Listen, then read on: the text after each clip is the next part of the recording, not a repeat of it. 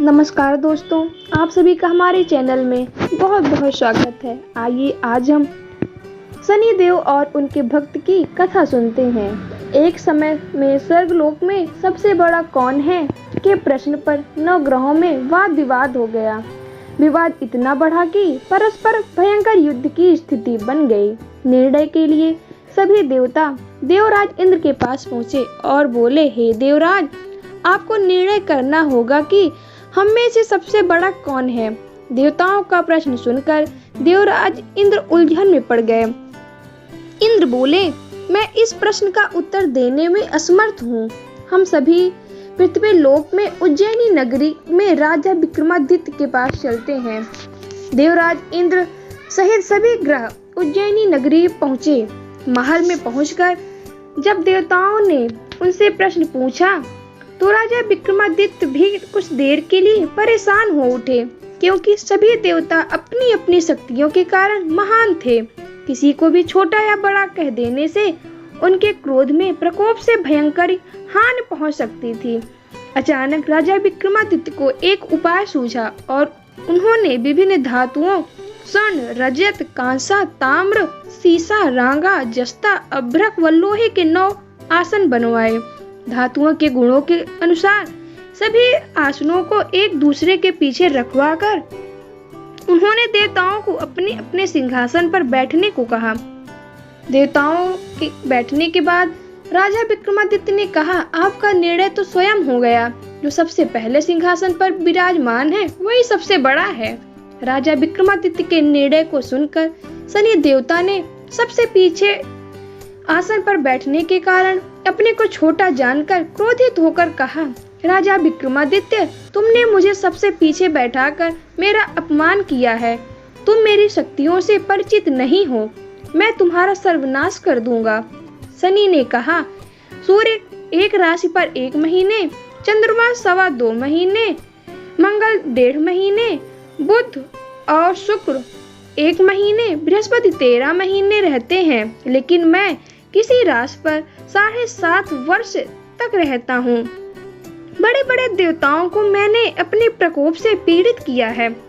राम को 7.5 के कारण ही वन में जाकर रहना पड़ा और रावण को 7.5 के कारण ही युद्ध में मृत्यु का शिकार बनना पड़ा।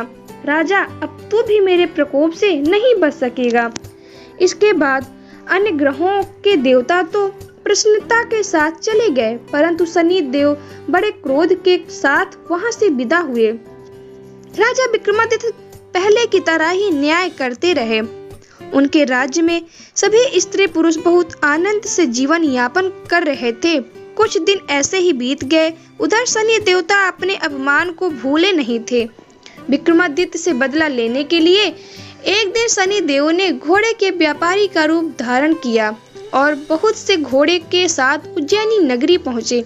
राजा विक्रमादित्य ने राज्य में किसी घोड़े के व्यापारी के आने का समाचार सुना तो अपने अश्वपाल को कुछ घोड़े खरीदने के लिए भेजा।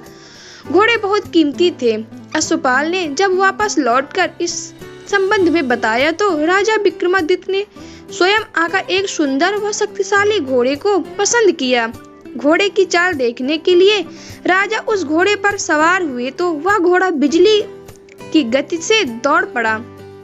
तेजी से दौड़ता घोड़ा राजा को दूर एक जंगल में ले गया और फिर राजा को वहां गिराकर जंगल में कहीं गायब हो गया।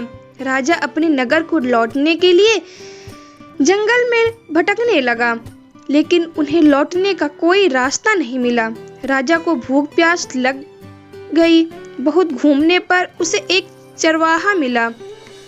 राजा ने उससे पानी मांगा। पानी पीकर राजा ने उस चरवाहे को अपनी अंगूठी दे दी। फिर उससे रास्ता पूछकर वह जंगल से निकलकर पास के नगर में पहुंचा।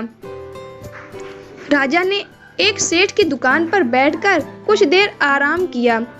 उस सेठ ने राजा से बातचीत की तो राजा ने उससे बताया कि मैं उज्जैनी नगरी से आया हूँ। राजा के कुछ देर दुकान पर बैठने से सेठ जी की बहुत बिक्री हुई। सेठ ने राजा को बहुत भाग्यवान समझा और खुश होकर उसे अपने घर पर भोजन के लिए ले गया।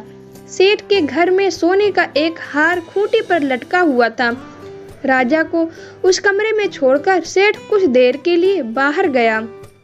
तभी एक आश्चर्यजनक घटना घटी। राजा के देखते देखते सोने के उस हार को खूंटी निगल गई। सेठ ने कमरे में लौटकर हार को गायब देखा तो चोरी का संदेह राजा पर ही किया, क्योंकि उस कमरे में राजा ही अकेला बैठा था। सेठ ने अपने नौकरों से कहा कि इस परदेसी को रस्सियों से बांधकर नगर के राजा के पास ले चलो। राजा ने विक्रमादित्य से हार के बारे में पूछा तो उसने बताया कि उसके देखते ही देखते खूंटी ने हार को निगल लिया था। इस पर राजा ने क्रोधित होकर चोरी करने के अपराध में विक्रमादित्य के हाथ पांव काटने का आदेश दे दिया। राजा विक्रमादित्य के हाथ पांव काटकर उसे नगर की सड़क पर छोड़ दिया गया। कुछ दिन बाद एक तेली उसे उठाकर अपने घर ले गया और उसे अपने कोल्हू पर बैठा दिया। राजा आवाज देकर बैलों को हाँकता रहा। इस तरह तेली का बैल चलता रहा और राजा को भोजन मिलता रहा। शनि के प्रकोप की 7.5 पूरी होने पर वर्षा ऋतु प्रारंभ हुई। राजा विक्रमादित्य एक रात मेघ मल्हार गा रहा था कि तभी नगर के राजा की लड़की राजकुमारी मोहिनी रथ पर सवार उस तेली के घर के पास से गुजरी। उसने मेघ मल्हार सुना तो उसे बहुत अच्छा लगा और दासी को भेजकर गाने वाले को बुला लाने को कहा। दासी ने लौटकर राजकुमारी को अपंग राजा के बारे में सब कुछ बता दिया। राजकुमारी उसके मेघ मल्हार से बहुत मोहित हुई, अतः उसने सब कुछ जानकर भी अपंग राजा से विवाह करने का निश्चय किया। राजकुमारी ने अपने माता पिता से जब यह बात कही तो वे हैरान रह गए।